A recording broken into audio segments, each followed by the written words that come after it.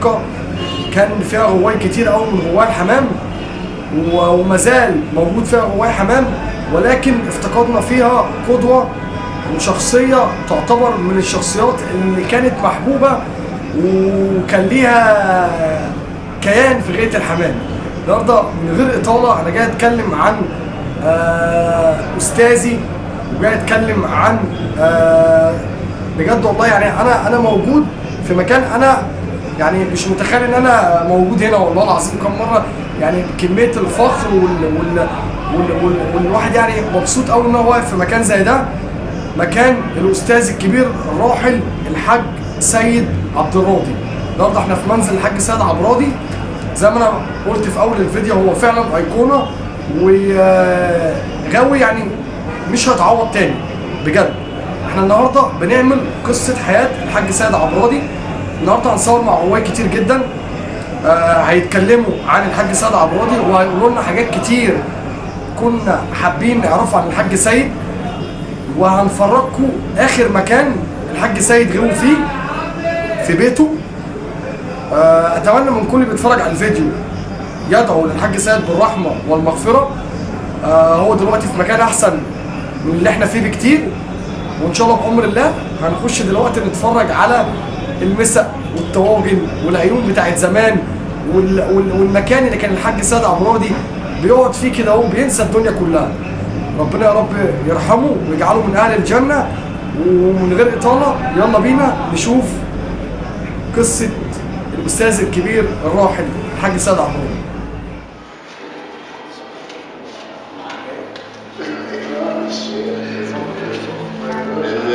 السواد يا شيخ محمد كتير، وقالوا 3 وقالوا 4. طبعا احنا هنتكلم على ايه؟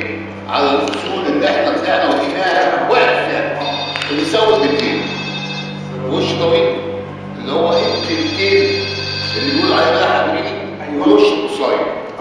الوش قصير، الجفن بتاعه مفيش جفن، الدماغ بتاعته العظم طالع من الدماغ عدله لان راحت مع صباعين. لون الطريقه زيتي زيتوني مقفوله، ده اللي هو ايه؟ ابو عظمه قصيره، والكبده بتاعته لميع. ابو عظم قصير، ابو عظم طويل اللي هو البلح الامريكي، العينين بتاعته زيتوني برضه، والجفت بتاعته بطنه مفيش، وبيبقى جدته كان احسن عن اللميع.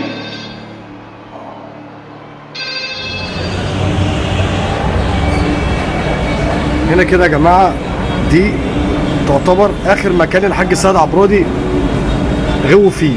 دي البلكونه بتاعت الحاج سيد عبد الراضي الله يرحمه. طبعا ده منظر المناير بتاعت زمان، بسم الله ما شاء الله. ده تراث يا جماعه اللي احنا بنفرجه لكم، ده تراث. يعني العيون دي بقالها ممكن اكتر من 15 سنه.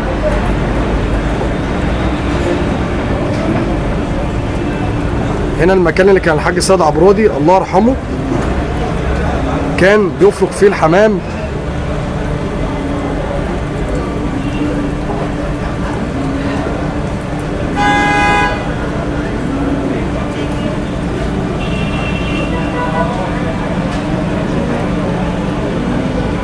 وطبعا اللي مكمل مسيرته محمد ابن الحاج سيد عبد الراضي.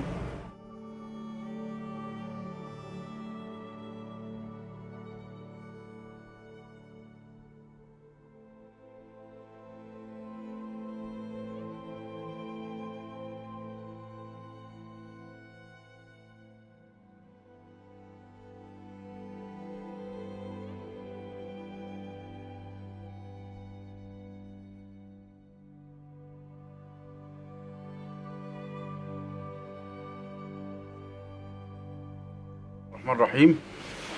الحاج سيد لو انا قعدت اتكلم عليه مين يعني ايه قد عمري مرتين 3 مش هوفي له حقه كويس.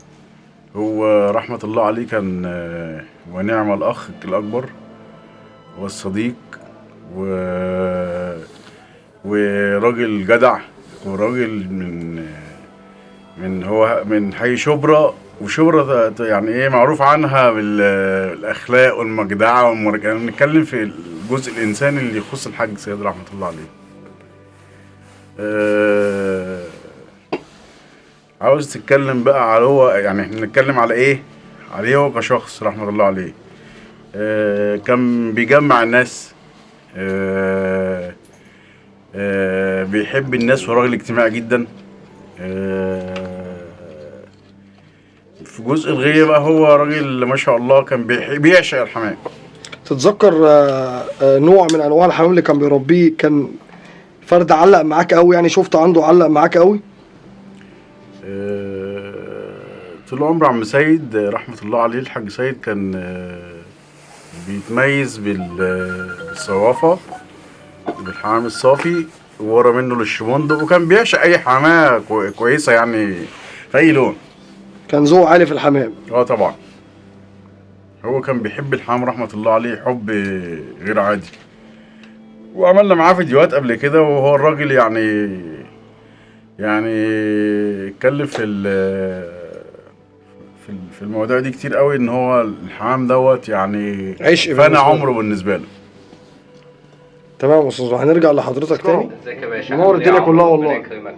انا مبسوط جدا ان انا النهارده موجود معاك في قناه لفت عمرو اشرف، ومبسوط جدا كمان اني موجود مع الاصدقاء الهواة المشاهدين والمتابعين لقناتك المحترمه. وبيسعدني جدا ان انا اتواجد النهارده معاك في اول حلقه من سلسله رواية لها تاريخ، السلسله اللي انت بتعملها على القناه. ويكون ان شاء الله النهارده كلامنا عن الهاوي الكبير الراحل الحاج سيد عبد الراضي الشهير بسيد الاسمر، ونتكلم في ذكريات كتيره مع الراحل الكريم. كلمنا عن ذكرياتك مع الحاج سيد الله يرحمه. تمام. وعايزين نعرف كل تفاصيل حضرتك استفدت منها من الحاج سيد. تمام. عايزين نعرف كل كبيره وصغيره عن حياه الحاج سيد. تمام.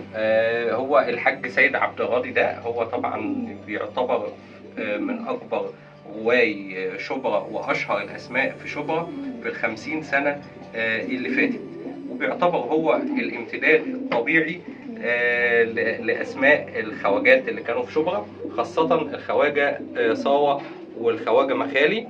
كان هو يعتبر الامتداد الطبيعي ليهم، واسمه بيجي دايما ملازم لاسمهم على اساس ان هو يعتبر الوريث الشرعي ليهم، خاصه في الصوافه. تمام. الحاج سيد عبد الراضي كان بيحكي عن تفاصيل بدايته في الغية، قصة طريفة كده اهو، انا حابب ان انا نبدأ بيها. جميل. هو الحاج سيد عبد الراضي بيقول ان هو بدأ الغية في سنة 1956 وهو في المرحلة الابتدائي، كان طفل صغير خالص. تمام. وبيحكي قصة طريفة جدا حصلت معاه اللي هي دخلته في غية الحمام.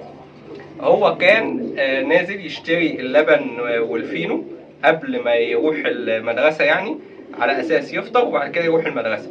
فنزل يشتري الحاجات دي، وهو راجع على البيت لقى على العربية قص حمام. القص ده كان ذكر شقلباز وانتاية مراسلاية حمارية، فهو فرح بيهم قوي ومن فرحته بالحمام ده راح سايب الفينو واللبن على الأرض وراح رايح حاول يمسك الحمام ده، وبالفعل هو راح مسك القص الحمام ده وطلع بيهم البيت. فالحاج والده رحمة الله عليه لما شافهم قال له طب اطلع حطهم في السطح لغاية لما ترجع من المدرسة. دي كانت بداية عشقه للحمام. يتصادف برضو ان القدر يخلي معاه في الفصل صديق غاوي حمام او محب للحمام، وهو ابن غاوي كبير. هو كان معاه في نفس الفصل واحد اسمه احمد الريس. احمد الريس ده هو غاوي من رواي شبرا المميزين جدا، وانا يعني يسعدني ان انا حضرت بعض وقت وهو موجود. هو يعني للاسف هو المرحوم الاستاذ احمد الريس توفى سنه صغير. كان احمد الريس ده كان ابوه غاوي من الرواية الحريفة، وكان عمه برضه غاوي من الرواية الحريفة جدا. هم كانوا اصلا من العباسية وجم سكنوا في شبرا في منطقة ارض الطويل. ارض الطويل دي اللي هو يعني عشان الناس اللي مش عارفه شبرا، ده جنب اسم شبرا، قريب قوي من اسم شبرا. ده احمد الريس. فهو لما اتعرف على احمد الريس وهم اطفال في فصل واحد في المدرسه، قعدوا يتكلموا في الحمام الهوايه بتاعتهم، واحمد قال له ده ابويا عنده غيه، واتفقوا ان هم في يوم يعني ياخد صديقه سيد ويروحوا فين البيت عندهم عشان يشوف الغيه بتاعت ابو احمد الريس. وبالفعل راح الحاج سيد مع صديقه الراحل الاستاذ احمد الريس، وطلعوا السطح عشان يشوفوا الغيه بتاعت والد احمد الريس. والحاج سيد بيحكي على الموضوع ده، بيقول ان هو جابوا كرسي عشان يطلعوا يشوفوا البيبان العاليه في الغيه، واتفرج على صوافه. هو بيقول الحمام ده وقعت في عشق الصافي من الزياره دي، من هو طفل صغير كده. بيقول لك انا شفت حمام معلم في دماغي لغايه نهايه حياتي، فضل معلم في دماغي لغايه اخر وقت. وكمان بيقول اني انا شفت حمام ما رأت عين، يعني اللي هو الحمام اللي هو بيقول حتى انا شفت مستويات قويه جدا جدا، بس ما شفتش حمام زي الحمام ده اللي شفته في غيه والد احمد الريس. من اليوم ده ابتدى عشق الحمام يكون في قلب الراحل الكريم عمنا الغالي الحاج سيد عبد الله. عايزين نسمع رأي حضرتك في الحاج سيد عبد الله يرحمه. والله انا كنت باجي كتير، اوقات كتير بقعد مع الحاج سيد، والتمست في الحاج سيد احسن حاجه فيه اللي هو بيحب يجمع الناس، وغير اللي هو بيجمع الناس كمان يعني في قلبه رحمه كبيره، مش مع الحمام وبس، حتى مع كل الحيوانات. وكفايه اللي احنا كنا بنيجي نقعد في وسطه وبيقعد نتجمع معانا، اسمع منه كلام طيب، اسمع منه حاجات كتير في الحمام، فعلا كنت بستفاد منه جدا يعني. تتذكر موقف حضرته معاه في الحمام؟ لا موقف كتير في الحمام لا. انا اتفرجت عنده كان عامل فرجه، اتفرجنا على حمام واحنا قاعدين، ما كانش حمام كتير، بس طبعا الحاج سيد دي بصمه، يعني مش انا اللي هقدر اذكره عليه ولا انا اللي اقدر اديله حقه، يعني الحاج سيد علم من اعلام مصر، ده فعلا اللي انا اقدر اقوله بجد. وكفايه اللي هو كان بيجمع الناس وبيحب الناس اكتر من الحمام، بيحب يجمع الناس، مش لازم الناس تيجي تتجمع، لا يعني مش لازم يكون في حمام او تكون في فرجه، كفايه اللي الناس بتيجي تتجمع وبنقعد كلنا مع بعضينا. فعلا يعني ربنا يرحمه يا رب ونذكره دايما بالخير. شكرا يا استاذ حبيبي عمو. الحاج سيد عبد الراضي جه هو في شبابه سافر الكويت سنه 1975. لما سافر الكويت سنة 1975 هو راح عشان يشتغل هناك، لكن طبعا كان الحمام شاغل تفكيره، ولما كان بينزل اجازات كان بيلف على الحمام اللي هو مستواه كويس ويشتريه. هو كان عشان كان بيسافر الكويت فكان الغواية لما بيجي يشتري حمام بيسموه كويتي، هما بيسموه الكويتي عشان هو كان بيسافر الكويت، دي حاجة. والحاجة التانية كمان عشان هو كان بيدفع بسخاء، يعني لما كان حد يطلب فرد حمام اي رقم طالما فرد الحمام ده عاجبه كان ما بيهموش يشتري، ويدفع الفلوس اللي هو مطلوبه فيه. وكان هو بيشتري في الوقت ده بالدولار من حبه في الحمام وفي الغيه.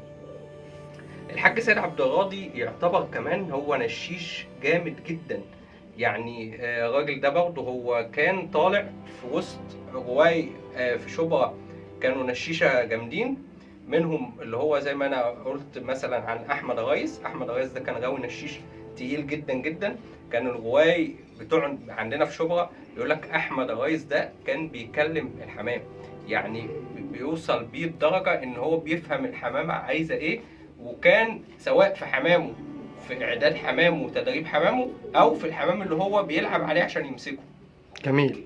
فالحاج سيد طلع في وسط كوكبه جامده من غواي النشيشه الجامدين قوي في وقت كانت الغيه النش في ازهى عصورها، وكانت شبرا مليانه نشيشه اقوياء جدا. وطبعا هو عصر الخواجات. طبعا هو عصر الخواجات، وخد منهم حمام واستفاد منهم كمان في الغيه، اتعلم منهم زي ما هو قال. تمام. فهو كان نشيش قوي، ولما بقى فغيخ برضه قوي جدا. كنا عايزين نسمع رأي حضرتك في الراحل. طبعا بسم الله الرحمن الرحيم. الحاج سيد عبرادي كان اب لينا واخ كبير لينا في الغيه، وطبعا مش احنا والله اللي هنقيمه، طبعا احنا يعني يكاد يكون لحقناه كده مثلا في اخر 10 سنين في حياته. الراجل ده انا واحد من الناس ليه فضل بعد ربنا سبحانه وتعالى عليه كبير، في سواء في الغيه او في الجدعنه او في حته الاصول مع الناس وفي الحمام، وكان محب للناس قوي قبل الحمام. الراجل ده لغايه النهارده احنا بنتجمع على حسه، ربنا يبارك في ابنه محمد، بنجيله كل يوم مثلا خميس، يوم في الاسبوع او يومين في الاسبوع، انا وطبعا واخويا نور ومحمد اللبان بيجي لنا من اخر الدنيا عشان خاطر هو محب للراجل ده. وطبعا استاذ البير واستاذ ايهاب. عم سيد لو هتكلم عن الغيه، والله والله والله بما يرضي الله يعني كان عاشق لغيه الحمام بطريقه غير طبيعيه، لدرجه ان هو اثر معانا احنا قوي كجيل صغير. اثر معانا لدرجه ان والله بالنسبه لي انا كشخص، انا مش عايز اقول لك يعني والله حبيبك في الحمام قوي جدا، وفعلا فعلا التمست منه حاجات كانت يعني بجد بجد بجد افادتني جدا في غيتي. على راسهم ان لازما تحب الحمام، كان دي كلمته لينا، طول ما انت بتحب الحمام الحمام يديلك، تفرق حمام اكتر تشوف حمام حلو اكتر.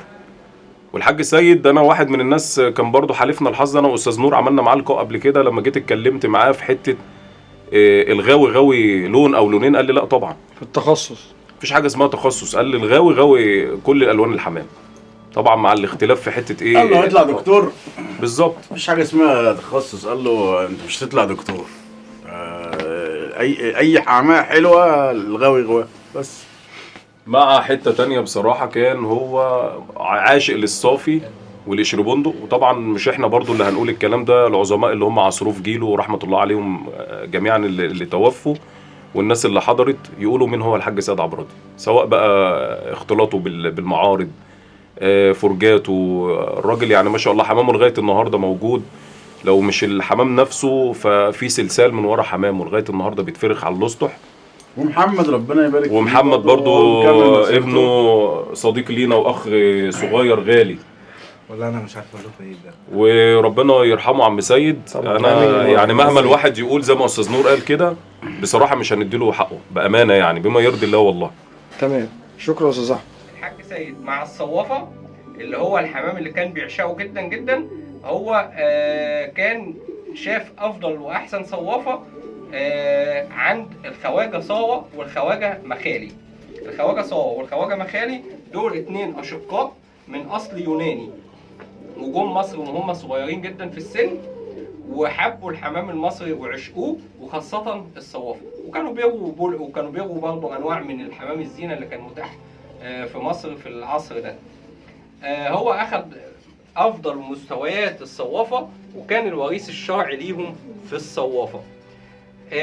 لكن هو الحاج سيد بيقول ان هو كمان لما بدا برضه الغيه كان بيروى بول قشر بندقات.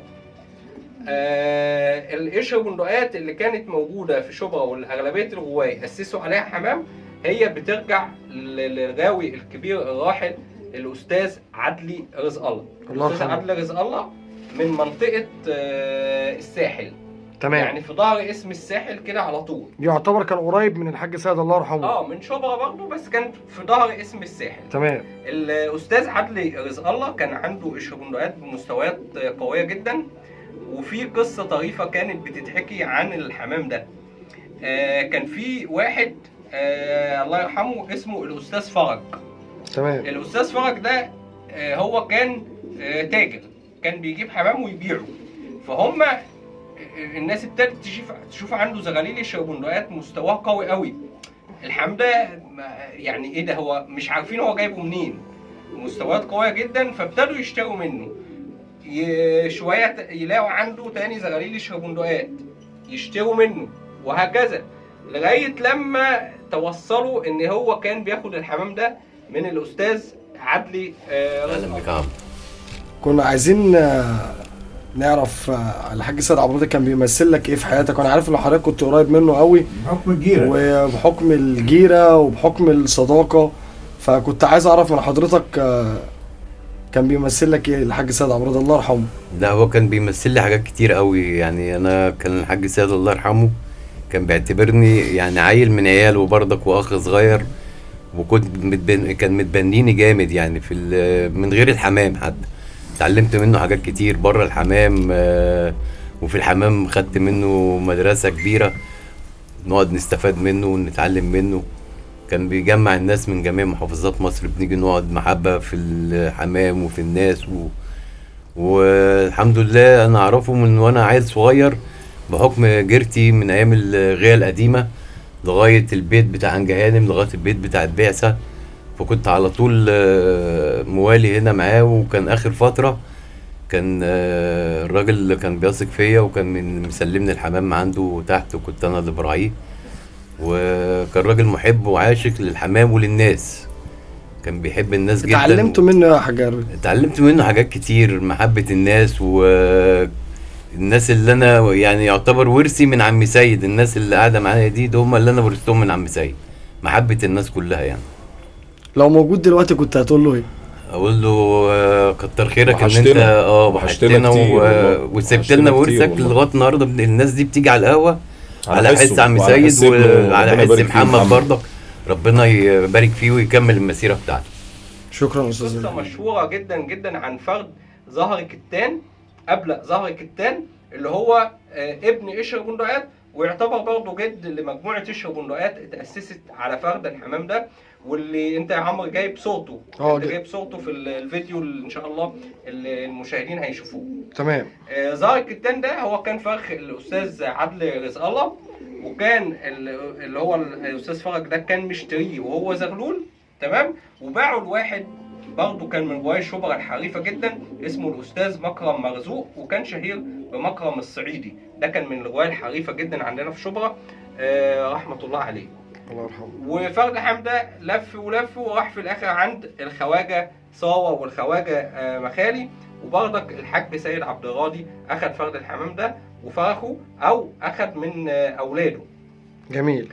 فهو اسس الصوافه على حمام الخواجه صاوه والخواجه مخالي، واسس لشر بندقات، وطبعا جاب من اماكن تانية، بس ده اللي هو الحمام اللي بدأ بيه. تمام. الاساس. تمام. اللي هو حمام الاستاذ عدل رزق الله. بس هو الحاج سيد عبد الراضي كمان بيقول لنا حاجه عن موضوع القشر بندقات ده، بيقول ان الاستاذ عدل رزق الله القشر بندقات اللي كان عنده دي هو كان واخد اصلا الحمام ده من الخواجه صاوه. يعني بمعنى ان الحمام ده كان اصلا بتاع الخواجه صاوه والخواجه مخالي، وراح عند الاستاذ عدل رزق الله ويعتبر رجع لهم تاني. تمام.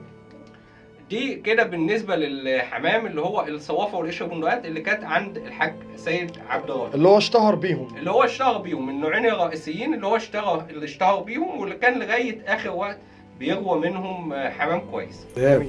اهلا وسهلا يا عمرو. حضرتك كنت حابب تقول ايه للحاج سيد عبد الراضي الله يرحمه؟ الحاج سيد عبد الراضي الله يرحمه انا عرفته قريب، راجل محترم الله يرحمه وسامحه، وهو اللي مجمعنا ولغايه النهارده وامبارح بنيجي لمحمد ابنه محمد سيد عبد الراضي، الراجل الخلوق، الراجل المحترم، الراجل المقابل. بس الحاج سيد عبد الراضي الجانب الانساني احنا اتكلمنا فيه ان هو راجل مضياف، راجل صاحب واجب، تمام، بيجمع الناس كلها ويحترم. بص لا مؤاخذه انا اسف، يعني لو شاب صغير عنده 15 سنه كده بيعامله كأنه راجل كبير ما دام ضيفه كويس، ما دام بالادب يعني. تمام. فهو رحمه الله عليه كان راجل جدع ومقابل، بيحب الناس كلها واجتماعي. وبعدين بقى في حته الحمام بقى يسمع ان في حمامتين كويسين ممكن يروح يتفرج عليهم في الفجر، يطلع يجري يركب العربيه كده، يلا يا نور، يلا يا احمد، يلا يا فلان، فاهم؟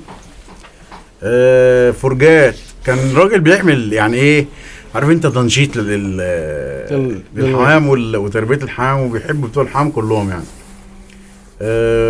عايز تتكلم في ايه تاني؟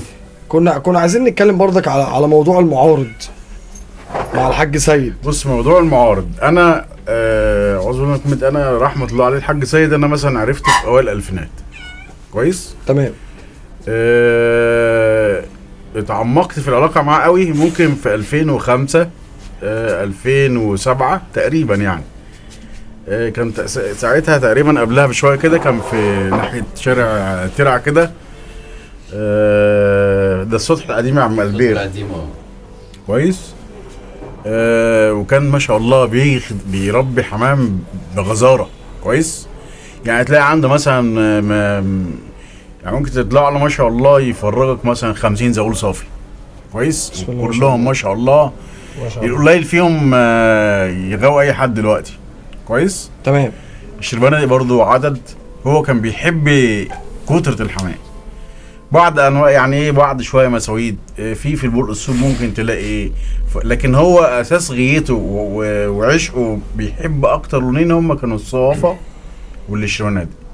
عن تجربتي انا مثلا اتعاملت معاه في حمام، انا ممكن اخدت منه حمام برقه بصفره كده فادتني في الغايه كتير. تمام. الكلام ده مثلا ايه ممكن في 2004 ولا حاجه تقريبا او 2003، يعني 20 سنه كده. هو كان مسري للغايه، يعني تلاقي حمام كتير قوي على الاسطح بتاعه. وعشان واحد يكون صادق في كلامه قوي في الصوافه بالذات، لان هو الصوافه دي اتبنت على حمام الخواجات. طبعا شبرا معروفه بالخواجات، بالخواجات صوم خالي تمام. اتنقل الحمام ده معظمه لعم سيد كويس. عم سيد مثلا ايه طبعا مش حمامهم بس، يعني دخل عليهم حمام واجتهد وكتر الحمام وكده. تمام. تمام. في الشربندقات بقى على اللي اعرفه، يعني ان هو كان على حد علمي هو ذكر لي يعني اسمه ايه عم عدلي رزق الله. هو اخذ منه مجموعه وخد من واجتهد واشتغل فيهم كويس. وبعد كده هو دخل بقى نزل، يعني هو نزل معارض بقى. المعارض كانت في اخر التسعينات، انا ده ما حضرتوش، كنت بروح ضيف زي اي ضيف. تمام. كويس. ما كنتش تعمقت قوي في العلاقه معاه. تمام. لكن نزل وكسب معارض، وكسب في الوان في الشمادق، وكسب في الصوافه كويس. هو راجل مسري للحمام، وكان بيفرخ كميه حمام وبيحب الحمام. كان بيحب برضك النشا قوي. تفتكر غايه الحاج سيد عبراتي كانت شكلها عامل ازاي؟ هي كانت غيه على لحم السطح على طول كده. وانا اصلا كان في وش الكنيسه، وانا كنت طفل صغير كده، كنت اطلع فوق السطح واتفرج عليه لغايه الساعه 8 بالليل تلاقي الحمام طاير عنده. كان بين عمارتين كبار كده، فكان الدوره بتاعته جامده، وكان تلاقي بلق وصوافه وكل الحمام اللي هو بتاع المعارض واللي بيتفرخ في سلكات دلوقتي. الحمام ده كان طاير عنده. كان طاير عنده وكان حمامه على معظم مسطح مصر، لان ما شاء الله الله يرحمه كان فريخ وغاوي وحريف. حضرتك اتعاملت معاه في حمامه قبل كده شراء او امانات او حاجه؟ في كتير لان هو يعني اكتر واحد خيره عليا بعد ربنا في غايه الحمام. كان على طول يديني حمام، وكنت اطلع مثلا اشتري منه 3-4 حمامات على السطح القديم، يقوم يديني زغلول هديه طبه الميزان يعني على البيع. وكان يديني حمام ما ياخدش فلوس بالقسط، يعني بالقسط ممل، ويبقى عليا فلوس يقول لي خلاص ما كده براءه ما فيش فلوس. هو يعتبر كان متبني حضرتك في الغيه جامد. عشان بس افتكرت حاجه من غير قطع كلام. اتفضل يا استاذ. عم سيد الضلع الاكبر في شبرا كويس في العصر الحديث كويس. مش لما العصر الحديث ده مثلا بنقيسها ايه كل 20-25 سنه. كان رحمه الله عليه عم سيد متبني شبرا هو، ورحمه الله عليه الاسد بقى كلهم رحمه الله عليهم، وربنا يلحقنا بيهم على خير. والحاج شحته رحمه الله عليه، الحاج كمال رحمه الله عليه، ورابعهم عم سيد عبد الراضي، الحاج سيد عبد الباسط اقصد. دول كانوا مربع 4 اضلاع شبرا. تمام. في تعاون ما بينهم غير عادي، واللي يقول غير كده انا يعني معلش اختلف معاه. يعني كان اللي بيخش شبرا هنا معروف فلان علان ترتان ال4 افراد دول كويس. حقه في الغيه. هو الراجل خد عصر، وهي تلك الايام ندولها بين الناس كويس. تمام. مرة 2-3 نور بياخدهم، بعد كده 2-3 محمد لبان بياخدهم، بعد كده كل واحد ليه رزق في كام سنة. فعم سيد خد له عصر ما شاء الله عليه لا حصر له يعني. ده حقه في حتة اللي احنا بنتكلم في ايه في الحمام وتوقيت الحمام. لكن هو الناس بقى ممكن تكون بعض الناس عارفاه وبعض الناس ما تعرفوش ان هو كان بيغوى انواع تانية من الحمام، اصناف تانية من الحمام. يعني كان من البلق بيغوى بلق خضر، وكان بيروى بلق سقوطات، وانا شفت الحمام ده بنفسي عنده، كان مستويات كويسه، وكان بيروى مساويد كمان. بالنسبه للسقوطات انا عايز احكي يعني حاجه ظريفه قوي عن موضوع السقوطات. قصه كده حصلت، كان في عندنا في احمد بلوي منطقه اسمها شارع اسمه احمد بلوي، كان في غاوي وما زال ربنا يديله العمر والصحه، هو بطل حمام بس موجود ربنا يبارك في عمره وصحته، اسمه الاستاذ سيد ابو عوف. الاستاذ سيد ابو عوف كان ليه صديقه اسمه الاستاذ جورج كامل، وده صديق اخويا الكبير ربنا برضه يديله العمر والصحه. الاستاذ جورج كامل مسكوا سكروطه بتاع الحاج سيد عبد الغاضي. فرد الحمام ده لما خلص عند صديقي الاستاذ جورج بقى مستواه قوي جدا. هما مسكوه صغير يعني؟ مسكوه صغير في السن تمام. وعرضوه حتى على الحاج سيد لان هم كانوا اصدقاء. الحاج سيد قال له لا خليه عندك افرخه هنا زي هنا. تمام. وجورج اخده فرد الحمام ده وعمل منه اعداد كبيره جدا، وعمل منه مستويات قويه جدا، بس يعني ليه قصه كده مأساويه الحمام ده. جورج كان عنده، الاستاذ جورج كامل كان عنده براميل بيخزن فيها الماء في السطح. تمام. وفي مره المسا كانت عند الحمام نشفت، تمام، كان لظروف شغله وما راحش مسا الحمام في جو كان حر، والبراميل دي كانت مليانه، ومعظم السقوطات دي للاسف غرقت في البراميل بتاعه الميه. لكن المهم هنا ان هو اسس السقوطات دي على حمام بتاع الحاج سيد عبد الغاضي الله يرحمه. كان حمام بمستوى قوي جدا، وحمام الوانه حلوه جدا، وتكويناته الجسمانيه عنده عضه جامد، حمام كان يعني يعجب اي حد.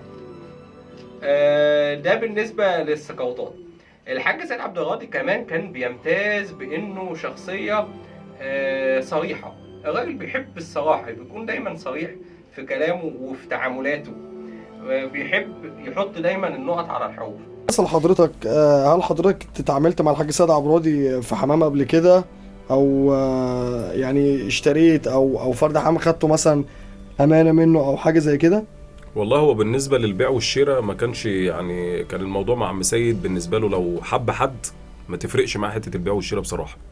تمام. يعني كان ممكن مثلا، مش عايز اقول لك، لو انا قلت له انا فرد الحمام ده حاج الله ينور عليك وعاجبني، ممكن يقول لي فرد الحمام ده اتفضل في شنطه اشتغل بيه وما يشغلكش. بعد سنه موسم كامل ممكن فرد الحمام ده دي كانت حته فيه. وبصراحه حتى الجيل بتاعه نفسه، يعني الجيل بتاع عم سيد نفسه يشهدوا له بالكلام ده، ان هو طول عمره يعني في شبرا وخارج شبرا. يعني حتى الناس اللي هم عصروه وكانوا يعرفوه، الناس الكبيره وقعدنا معاهم وكانوا بيقولوا عنه كده، ان هو كان يحب الحمام الحلو يزيد. كان دايما يقول لي الكلمه دي، وكانت بصراحه اثرت معايا اول حد النهارده، ان دايما لما كان تفرجوا فرد حمام يقول لي عايزين نكتر من الحمام ده، الحمام ده حمام كويس وحمام حامل صفات كويسه، وكتر يا احمد من الحمام ده. طيب انا في حاجه بقى، يعني وانا بصور القهوه بتاعت الحاج سيد عبد الغاضي الله يرحمه بره، لقيته حاطط صوره فرد حمام مظهر. ايه قصه فرد الحمام ده؟ والله فرد الحمام المظهر ده يعني هو طبعا حكى لنا عليه الله يرحمه رحمه الله عليه، وكل الناس اللي من جيله واللي بعده الجيل الوسط كمان، يعني على راسهم كان الله يرحمه الحاج شحته رحمه الله عليه.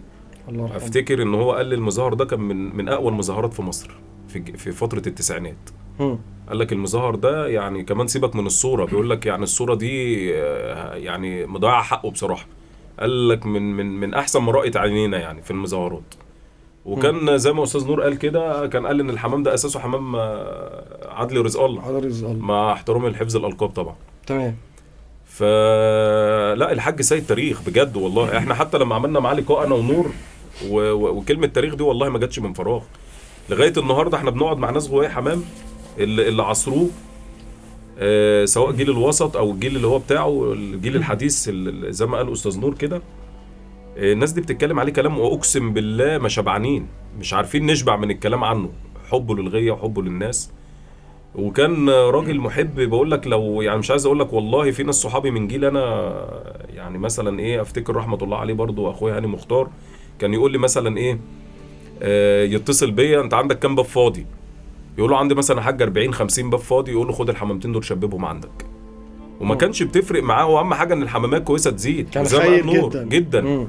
وزي ما قال استاذ نور كده، لا هو الراجل كان عايز دايما ايه مثلث كده يعني متكامل او مربع متكامل. عايز شبرا تبقى فيها اقوى حمام وفيها احسن حمام. وشبرا بصراحه لا من ضمن الناس اللي اثرت في الغيه، شبرا عموما على راسهم طبعا الحاج سيد عبرادي، وكان قبليها طبعا الناس اللي عاصرهم اللي هم الخواجات. تمام. فيعني مش أنا عارف بالنسبة يعني لي اكتر حاجه مبسوط بيها اللي محمد ان شاء الله امتداد لوالده. تمام. دي اكتر حاجه انا مبسوط بيها، واتكلمت معاه بالموضوع ده بره وقلت له يا محمد اكتر حاجه انا اتبسطت فيها اللي انت ما بعتش الحمام، وان شاء الله انا مستنيك. يعني انا قلت له انا مسافر وراجع ان شاء الله اجازه، مستنيك ان شاء الله السنه اللي جايه ان شاء الله اشوف منك كده ان شاء الله قنبله، حاجه تفرحني. تمام. نعرف اللي سيره والدك الله يرحمه وعم سيد ان شاء الله موجوده. طيب استاذ محمد هسألك سؤال حلو قوي. لو الحاج سيد عبرادي، يعني حضرتك برضك اختلطت بيه وشفته وقعدت في فرج لحمام ليه وكده، شايف ايه كان صفة كانت موجودة فيه لو كانت موجودة دلوقتي في جواه الحمام كانت هتفرق معانا كتير؟ كفايه اللي زي ما احمد ذكر الموضوع، كفايه اللي هو يعني الموضوع ده يعني اللي احمد بيتكلم فيه ده كده حنيه، عاوز الحاجه تزيد، عاوز الحاجه تبقى كويسه عند الناس كلها، مش مساله بيع وشراء، مش فارق معاه، مش احتكار يعني. احمد لسه بيتكلم كان لسه بيذكر مش مهم واحد يكون انا صاحبه. عندي احسن حمام، مش لازم مش مهم يكون عندنا احسن حمام. المهم ان الحمام الحلو ده يزيد. وده خلي بالك يا عمرو دي من ضمن الحاجات اللي احنا فاقدينها في الزمن ده، حقيقي. ان كل واحد النهارده عنده حماميه كويسه. يعني ايه، انا عندي انا بس اللي تبقى عندي الحماميه دي، مش لازم محمد يبقى عنده ونور عنده واحمد عنده. لا، القصه كلها ان كان في الجيل ده، ومش هو لوحده بصراحه، الناس كتيره اللي احنا عاصرناها رحمه الله عليهم واللي عايش منهم مبطل، لا كان ده كلامهم ان الحماميه الحلوه لازم تزيد، ولازم الغوايه الصغيره اللي طالعه دي لازم تغوي حمام ليه اساسيات عشان الحمام ده يفضل موجود. الحمام النهارده فعلا في النازل، المفروض الحمام في النازل يا عمرو، الحمام النهارده في النازل. ليه في النازل؟ لان بدات حته الانانيه دي بقت موجوده. لو انت مش على هوايه انا مش هدي لك فرد حمام. وهو حته نفسنا الغيره موجوده، وكان ما بينهم زمان منافسات اكيد، بس منافسه بقى شريفه وفيها حته بقى ايه، ان انا بغير بس ما بحقدش. ما يمنعش ان انا ممكن ادي لك مثلا، انا عندي مثلا بيت معين في اي لون، لا خد افرخ وزود الحمام، وبعديها ما انا هحتاج لك وانت تحتاج لي. وهي الغيه طول عمرها كده مناقله تعاون وتآنس. الغيه تعاون. الناس الكبار علمونا كده، انك تفرجني وافرجك ولو انا محتاج حاجه منك، وتداول، وجيل بيسلم جيل. مع طبعا المشاحنات اللي بقينا نشوفها الايام دي بقت حاجه غريبه بصراحه. لا مشاحنات، بص انا يعني انا من وجهه نظري يعني كل الجيل اللي راح ده رحمه الله عليه ما حدش يزعل مني في الكلام اللي انا هقوله. واحد من الناس اللي راحوا دول اقسم بالله وبملى بقي قسم يفك 1000 من اللي موجودين. طبعا انا من ضمنهم، مش بستثني نفسي يعني. رغم ان هم طبعا مش احنا اللي هنقيمهم، مساوئهم قبل محاسنهم كويس، الفرد منهم كويس يفك 1000 من الناس اللي موجودين. كفايه زي ما انت قلت يا استاذ، سنه طويله انت قلت الصغير قبل الكبير. انا بقول لك والله العظيم يجي له عيل صغير اقسم بالله، لو صغير عنده معلومه بيسمعوها اقسم بالله. انما النهارده واحد لسه داخل مفيش كبر يا نور، ولسانه طويل، ما كانش في كبر يا عمرو. الناس دي ما كانش عندها كبر، والكلام ده والله بنقوله لله. احنا ما بنقولش احنا لا، يعني الناس دي رحمه الله عليها ولا في تطبيل ولا احنا محتاجين من الناس دي حاجه. انا كان نفسي محمد ابن الحاج سيد، بس هو عشان يعني ايه هو واخد ان الموضوع لا انا ما يصحش ان انا ابقى في مكان والدي دلوقتي. هو ده اللي شايفه محمد يعني ابوه بصراحه ساب له ورث، والله رحمه الله عليك يا حاج سيد. وزي ما خلفت محمد النهارده هو برضو بيجمعنا، يعني محمد هو اللي بيجمعنا. محمد واحمد برضو، واحمد ربنا بس محمد الكبير وهو هو اللي يعتبر يعني باصص للحمام شويه، هو اللي بيربي باصص للحمام وهو اللي بيراعي الحمام. ولو غبنا عليه بيتصل بينا زي ما كان ابوه رحمه الله عليه بيعمل. لو غبنا عليه شويه رغم ان احنا من سواء بقى مثلا اخواته الصغيرين القريبين في السن او من دور اولاده، لا بيتصل الراجل انتوا فين وتعالوا. كان محب جدا للناس رحمه الله عليه. يعني انا من وجهه نظري مش هتكرر كتير بصراحه. احكي قصه برضه حصلت في الموضوع ده. احنا كان عندنا برضه في احمد بلوي كان غاوي اسمه الحاج فتحي عبد القادر رحمه الله عليه، هو توفى الله يرحمه. الحاج فتحي عبد القادر هو كان بينش، وفكر ان هو كان يعني مقتدر ماديا، فكان بيفكر ان هو يروح حمام بمستوى كويس. فيعمل ايه؟ مين احسن غاوي عندنا في شبرا مثلا ممكن يجيب منه صوافه وشربندقات؟ الحاج سيد عبد الراضي. فالحاج فتحي عبد القادر كان ليه اخواته رواي حمام، وكان ليه اصدقاء رواي حمام، كان منهم صديق اللي هو حكى لي القصه دي اللي كان حاضر فيها. انا كان سني صغير بس كنت موجود يعني. هو الاستاذ محمود بيومي. الاستاذ محمود بيومي ده راجل من الناس اللي انا اتعلمت منها الحمام. كان صديق اخويا الكبير عندنا في شبرا. كان راجل بيفهم في الحمام قوي وبيحب الحمام، وكان صديق الحاج فتحي عبد القادر. فاخدوا ميعاد من الحاج سيد عبد الراضي على اساس يروحوا عنده ويتفرجوا على صوافه والشربندقات على اساس يشتروا منها. فالحاج سيد نزل لهم مجموعه من الحمام في قفاعه. كان في الوقت ده القفاعه بتبقى عباره عن جريد، قفاعه جريد، وكانت بتدهن. تمام؟ الناس اللي اعتقد عارفه هو ايه هو الجريد ده. تفتكر الوقت ده كان سنه كام الموضوع ده؟ الكلام ده كان سنه حاجه و90. تمام، يعني يقول 95 96. جميل. تمام. فكان الاستاذ فتحي الحاج فتحي عبد القادر واخد معاه شله كبيره وهو رايح يشتري الحمام، اخواته وصديقه اللي هو محمود ومجموعه كبيره قوي من الناس. فلما هو نزل لهم الحمام فده بكلمه وده بكلمه وده بكلمه، وزي ما بقول لك الحاج سيد كان بيحب يحط نقط على الحروف وعنده حته ايه؟ الصراحه دي. فقال لهم بس في ايه؟ استنوا كده يا حاج فتحي، انت شوف اختار واحد بس من الناس اللي موجوده دي يختار الحمام ويتكلم معاه في البيع والشراء. فراح ساعتها الحاج فتحي رحمه الله عليه راح مرشح واحد من اللي موجودين اللي هو كان اخوه، وبرضه اخوه ده توفى رحمه الله عليه، الاستاذ محمد ده كان صديقي، على اساس ان هم يختاروا الحمام اللي هو هيشتروه. وهم اخذوا الحمام ده وفرخوا منه وعملوا منه برضه حمام كويس جدا. دي برضه من القصص الطريفه اللي هي بتظهر شخصيه عمنا الغالي الحاج سيد عبد الراضي. فرد حمام للحاج سيد عبد الراضي كان قالها في احد فيديوهات الروح الشحته شبرا. انا شفت اطول فرد حمام صوفي عند الحاج سيد عبد الراضي. هو انا مش عارف هو بالغ في المقوله يعني، هو قال لك هو عدى نص متر. هو اللي انا شفته بعيني دي حقيقه فعلا. اللي انا شفته بعيني على السطح اشربوندو ده كان يعني ماشي، كان في صوفي ازازي تقريبا، فرد كانش ازازي، كان عامل زرق نيلي، ازرق نيلي. وهتلاقي عند محمد فرد موجود، في فرد من سلاله الحمام ده ازرق نيلي بس ايه يعني مغيره شويه كده وطويل. الفرد ده انا شايفه لغايه مثلا قبل ما الراحل يتوفى مثلا بقيمه اسبوعين شهر تقريبا. البيت ده عنده كانت ما شاء الله كان في عيده غريبه اقسم بالله وحق لا اله الا الله. انا طلعت عند السطح القديم ده، هو بيقول مصطبه كويس، كان اسمه ايه اللي كان عند ميمي؟ في واحد اسمه ميمي اللي كان بيخدم عنده. قال له وري له مش عارف الايه، فميمي المهم رحمه الله عليه بفكر مصطبه. المصطبه دي سلاكه 3 في 3 فيها ما يكونش عن 50 نتايه صفيه.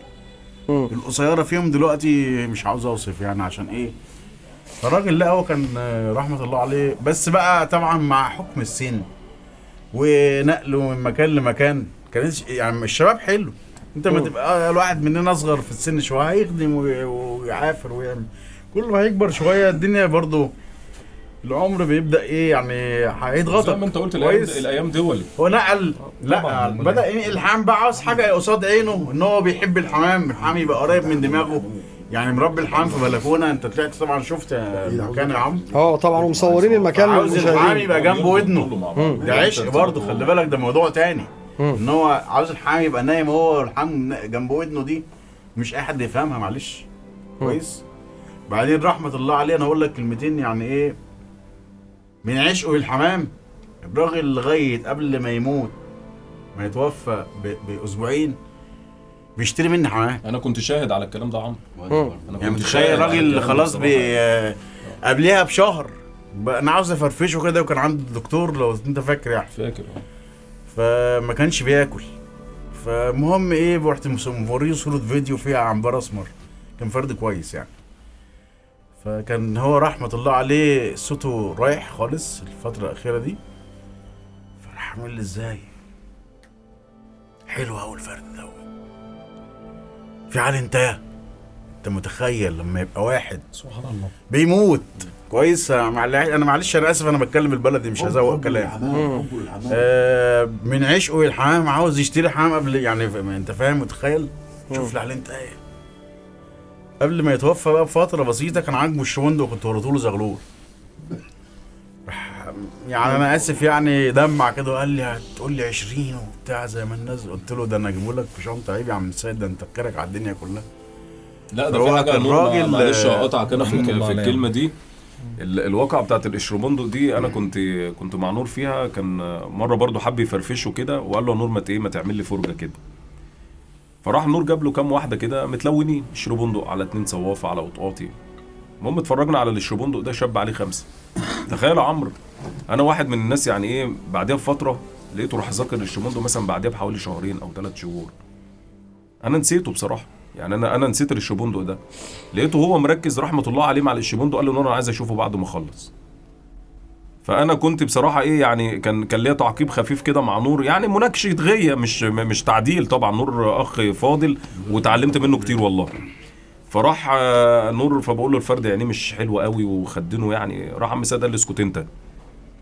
وجاب نور فرد الحمام بعد ما خلص. تبارك الخلاق في مخالق. يعني شوف نظره الغاوي اللي احنا بقى اتعلمناها من الجيل ده. وهو مستنيه يشوفه لما وهو يخلص عشان عارف ان مستنيه هو يشوفه. هيتغير. ده وبالفعل نور كمان بقى اتفضل. اتكلم فيها. هو عرض عليا الحام كله رحمه الله عليه مره واثنين وثلاثه واحمد يشهد على قبل ما يتوفى. فجزء انساني لان انا بحب الراجل ده قوي كويس. ونور شايفه محب للحمام قوي. انت عارف البني ادم يعني مننا بيبقى عايش بالامل. مخلص للحمام قوي. البني ادم بيبقى عايش بالامل. لما يبقى راجل مريض وشايفه بيحب الحمام وعايز يشتري حمام يعني معلش واحد في فراش الموت وعايز يشتري حمام. لما تاخد منه الحمام ده انت وتمشي كأنك بتاخد روحه منه. فاهم عايش بالامل كويس. لولا سيكا بقى محمد يعني الفتره الاخيره ايه لقيته متعلق بالحمام وبتاع. قلت له ايه لا خلاص محمد واخد باله منه وكده فاقصد اقول لك لغايه اخر نفس فيه بيعشق الحمام. رحمة الله عليه. رحمة الله عليه. استاذ البير حبيبي انا عارف ان حضرتك كنت بتحبه جدا وكنت مرتبط بيه يعني. جدا. فانا عايز اسال حضرتك حاجه.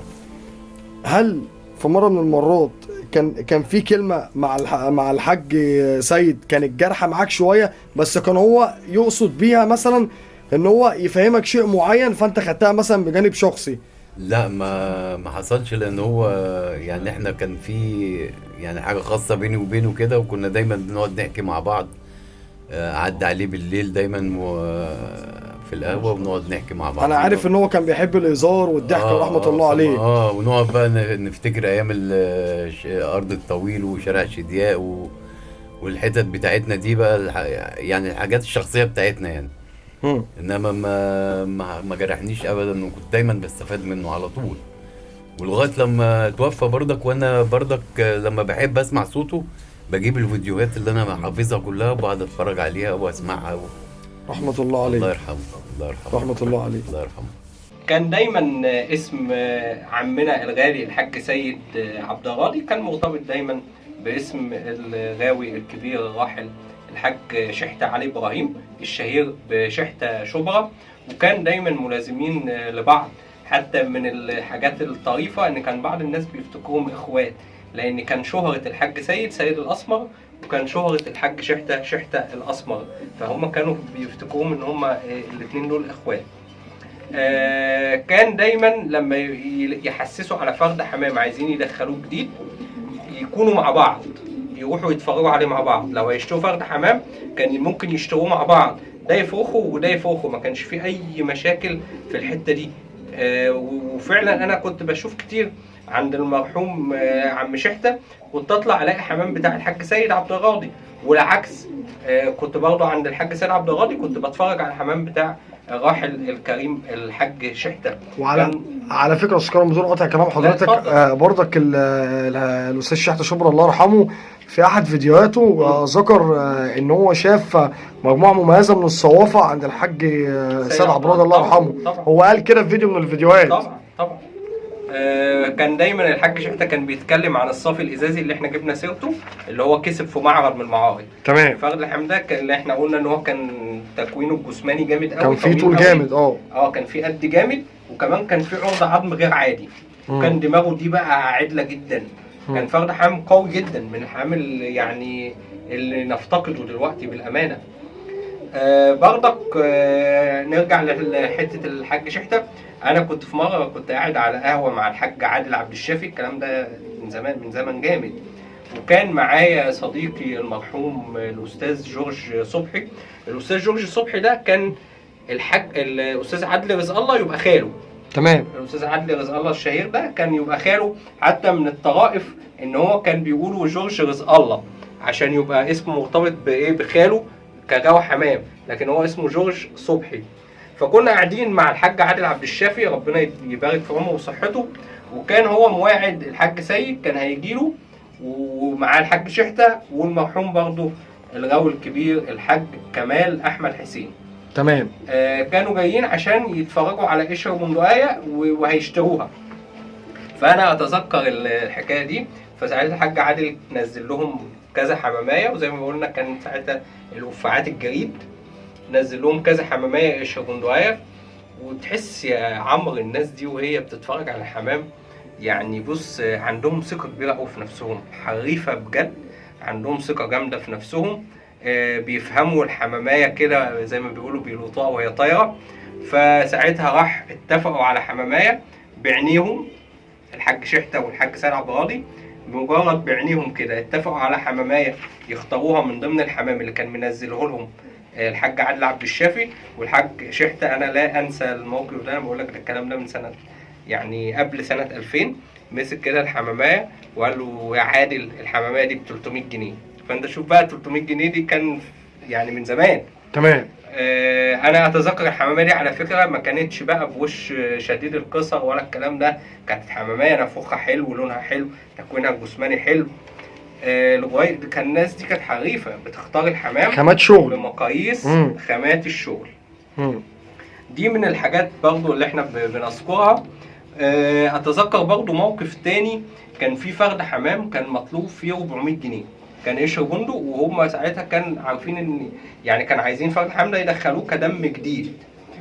ويشاء يعني القدر ان هم يعرفوا ان فرد الحمام ده كان فرخ قص بتاع الحاج سيد عبد الراضي. فبعد ما كان الحاج سيد والحاج شحته كانوا رايحين يشتروا فرد الحمام ده، يعني قال لك خلاص بقى مش هنشتريه، هم من دم حمامهم، من دم حمامهم، هم كانوا عايزين فرد دم جديد، دم جديد فما اشتروهوش. دي برضو من الحاجات اللي انا مش يعني فاكرها ومش هنساها.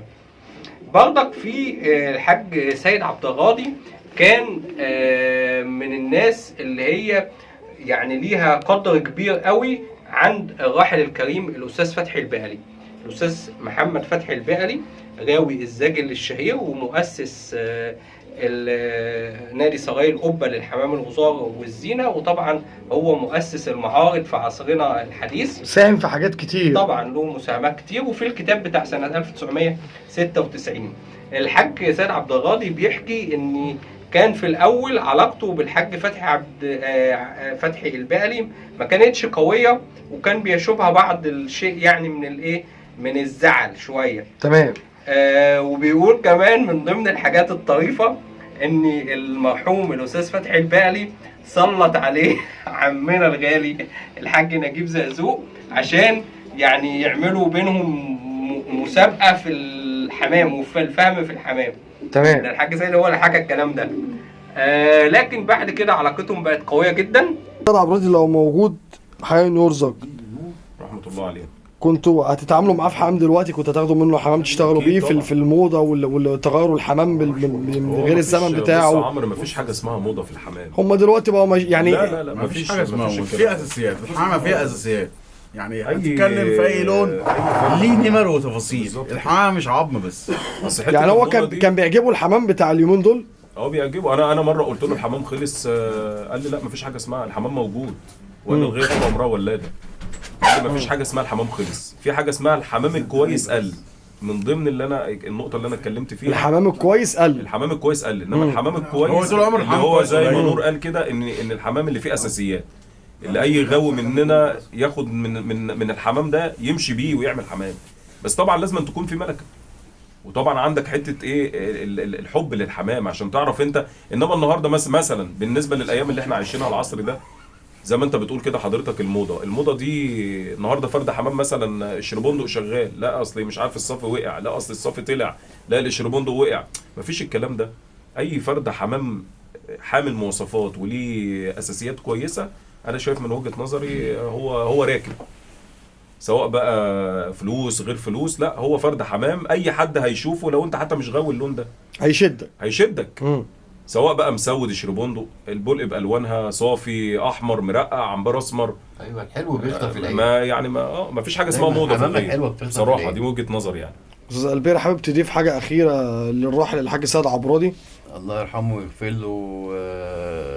يعني مهما اتكلمت مش هقدر ان انا اوفي اللي جوايا من ناحيته. فكل اللي اقدر اقوله الله يرحمه. وكفايه محبه الناس اللي هي بتيجي على حسه وعلى حس محمد ابنه، يعني كفايه دي. والراجل اللي جاي لنا من اخر الدنيا، جاي من دبي وهو من بورسعيد، وجاي عشان برضك جاي عشان يناقرنا. يناقرنا ومشرفنا محمد لبان والله. حبيبي عم البير. استاذ احمد، حابب تقول للحاج سيد عبرادي الله يرحمه ايه؟ اقول له والله وحشتنا قوي يا عم سيد، والله العظيم بجد وحشتنا قوي قوي قوي، ومفتقدينك والله. وربنا يبارك في عمر محمد ابنه. يعني انا من وجهة نظر الراجل ده اثر في شخصيتي انا وفي شخصية كل اللي بصراحة اللي عاشره. يعني مش احنا بس اللي هنتكلم عن عم سيد، مش عايز اقول لك والله اجيال في غية الحمام. تمام. يعني الله يرحمه، الله يرحمه. استاذ نور، هتقول ايه الحاج سيد عبرادي الله يرحمه؟ هقول له يعني انا عايز بس حته صغيره كده، كل اللي يشوف الفيديو ده يقول له رحمه الله عليك من قلبه يا عم سيد. تمام. اي كلام تاني انا مش هقدر اوفيه له بقى برضه، يعني ايه يعني هو رحمه الله عليه. ومواقفه الحلوه كتير والله اثر فينا. مواقفه حلوه بعدين كتير. يعني هو ساب لي وصيه، لو مت تيجوا هنا برضه وتخلي بالكم من عيال وما اعرفش ايه وايه. فهقعد اتكلم هبدا اتضايق انا. فانا بس عاوز اي حد يشوف الفيديو ده يدعي له بالرحمه والمغفره. ورحمه الله عليك يا عم السيد. رحمه الله عليه. ساب اثر جامد يعني. استاذ محمد، تقول للحاج سيد عبرادي الله يرحمه. رحمة الله عليك يا عم سيد، وربنا ان شاء الله يجعل مرضك في ميزان حسناتك، وان شاء الله من اهل الجنة. تمام. رحمة الله عليك يا عم سيد. رحمة الله عليه. هو كان من ضمن الحاج سيد، من ضمن الناس اللي كانت بتروح تحضر في نادي سراي القبة عشان يعملوا الكتاب بتاع سنة 1996. فضلوا هم يعملوا قعدات وجلسات مع الغواي لمدة سنتين، من 1994 ل 1996 لمدة سنتين. واخدوا بقى كلام الغواي كلهم وحطوه في الكتاب اللي هو صدر، اللي اسمه مواصفات القياسية للحمام الغزال، المواصفات القياسية للحمام الغزال المصري. ده اتعمل PDF تقريبا الكتاب ده، صح؟ الكتاب ده احنا اللي عملناه PDF. تمام. فمن ضمن الحاجات اللي زعلت برضو عم سيد عبد الراضي في موضوع الكتاب ده ان اسمه ما اتكتبش في المقدمه. للامانه هو كان من الناس اللي بتحضر الاجتماعات واللقاءات دي، كان مهتم. كان مهتم، وكان معاه الاستاذ شحته والاستاذ كمال احمد حسين والحاج سيد عبد الباسط رحمه الله عليه الشهير بسيد الابيض. كل دول كانوا بيحضروا. فالحاج سيد عبد الراضي كان زعلان شويه ان اسمه ما اتكتبش في مقدمه الكتاب مع الغواي اللي كانوا بيحضروا. هو ليه الاحقيه ان هو اسمه اتحط لان هو ساهم في الكتاب. هو ساهم في الكتاب. تمام. برضو من الحاجات اللي هي بتتذكر طبعا في علاقه المرحوم فتحي البقلي بالحاج سيد عبد الراضي، ان المعرض اللي هو اول معرض اتاسس في وقتنا المعاصر سنه 1994 بشهاده معظم الغوايه الحريفه ان المعرض ده كان من اقوى المعارض اللي اتعملت. وكان فيها غواي، يعني غواي جامدين جدا اللي نزلوا في المعرض ده، كان منهم استاذنا الغالي الحاج سيد عبد الراضي. والحاج سيد عبد الراضي كسب في المعرض ده اللي هو سنه 1994، خد تاني. هو المعرض ده كان الجوائز فيه اول وتاني بس، ما كانش فيه تالت. جميل. كان اول وتاني كرة، اول وتاني نادي. تمام. فهو اخد اول وتاني في الازايزه. تمام. اخد اول اخد تاني ازازي دكر، والتاني ازازيه نتايه، واخد التاني ازازيه صفيه سكريه. اخد 3 مراكز في المعرض بتاع 1994. الحاج سيد عبد الراضي اخد 3 مراكز، واعتقد احنا هنصورها وهننزلها للناس. تمام. اخد 3 مراكز في المعرض اللي هو بتاع 1994. كان ازازي ذكر المركز الثاني، ازازيه نتايه المركز الثاني، نتايه صفيه سكريه المركز الثاني. جميل. 3 مراكز في الصوافه. برضك من الطرائف اللي كان بيحكيها عمنا الغالي الحاج سيد عبد الراضي، بيحكي عن الخواجه صاوة والخواجه مخالي. هما كان عندهم، كان الخواجه مخالي كان عنده محل جزاره اسمه هاي لايف في شارع التوفيقيه في وسط البلد. فبيقول ان كان المحل ده اول محل في مصر يعمل توصيل طلبات للمنازل ديليفري، بس كان ساعتها الديليفري ده كان بالعجله. تمام. كان من الطرائف اللي هو كان بيحكيها عمنا الغالي الحاج سيد عبد الراضي، الله يرحمه.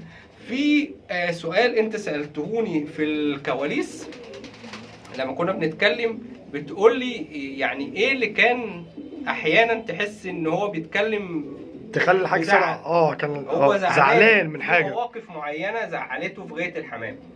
هو للامانه كان دايما في موقف كان بيحكيه كتير، هو انه اتظلم في حته ان هو كان مدخل الصوافه على القشر والنقات.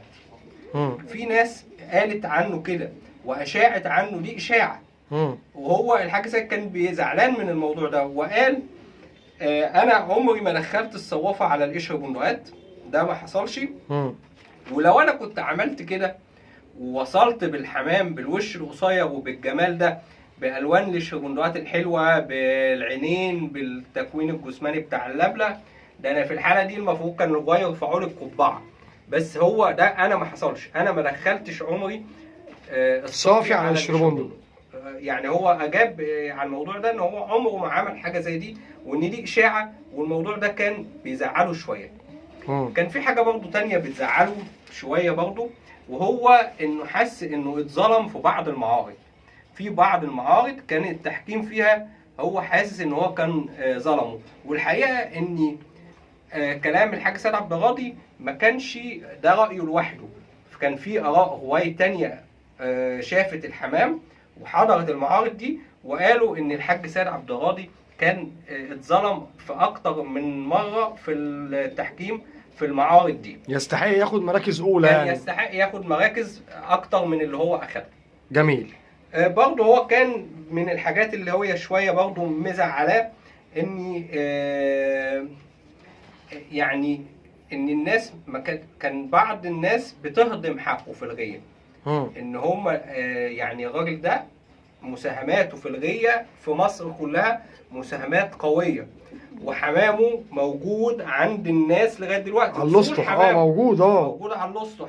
ناس عملت حمام كويس جدا من حمامه، يعني اصول حمامه موجوده عند غوايه كتير من الناس اللي عندها مستويات قويه في الحمام.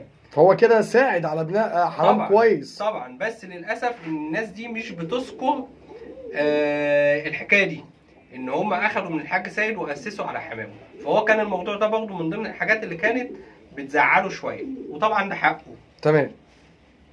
برضك احنا عندنا مواضيع كتير، بس انا يعني عشان الوقت بتاع الفيديو ووقت القناه والمشاهدين، هو بس انا حابب اقول ان هو كان من ضمن الحاجات اللي ذكرها الراوي الكبير الراحل الحاج سيد عبد الراضي، ان هو كان في بعض الفنانين كانوا غواي حمام وهو كان يعرفهم. يعني كان الاستاذ الراحل الممثل الكبير جميل راتب، هو كان بيقول ان هو كان غاوي حمام وغزار. وبرضك الممثل الراحل نور الشريف برضه كان غاوي حمام. والاستاذ فاروق الفيشاوي برضه كان من مربيين الحمام الغزار. والفنان المطرب محمد فؤاد ربنا يبارك في عمره وصحته، برضه هو من مربيين وغواي الحمام الغزار. وطبعا الاستاذ احمد مكي ربنا يبارك برضه في عمره وصحته، هو من الغواي الغزار. وبيقول ان هو كان على تواصل في الفتره الاخيره مع الاستاذ احمد مكي. برضك هو كان من الناس اللي هو بيحبهم قوي، وكان علاقته بيهم قويه، وكان من الناس اللي هو بيشهد لهم بقوتهم في الغيه نجم عابدين الهاوي القدير الراحل الاستاذ فؤاد حمدي. يعني دي كده بعض ذكرياتي مع الهاوي الكبير الراحل عمنا الغالي الحاج سيد عبد الغاضي. شكرا استاذ كرم. ربنا يخليك يا استاذ.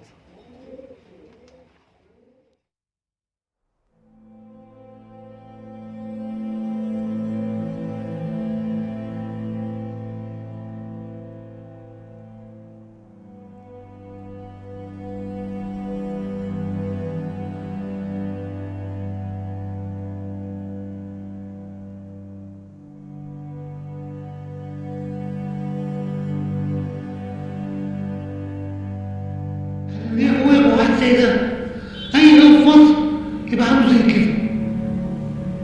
ده مواصفات الصافي. عايز تعرف ايه عن الصافي؟ جفن مفيش. نمرة واحد الدماغ مقفولة مش عريضة. العظمة ركبة الدماغ. الهنا حلو لونه حلو مش وحش. النهارده فرت على كده 10 على 10. مفيش حاجة اسمها مهندس. العظمة بتاعته بتبقى صغيرة وفي مليانة بس مش زي البولس. بس هو خفيف. انما النهارده يقول لك ايه؟ عظم مهندس. مش حاجة اسمها عظم مهندس. مجازا. الكبدة تبقى زي الحديد مفيش جوه. إذا خد أعلى من الكبدة بدرجتين ويمشي 3. السكروتة ما يجيش لا مطرطش ولا بجوع. السكروتة زي المثال.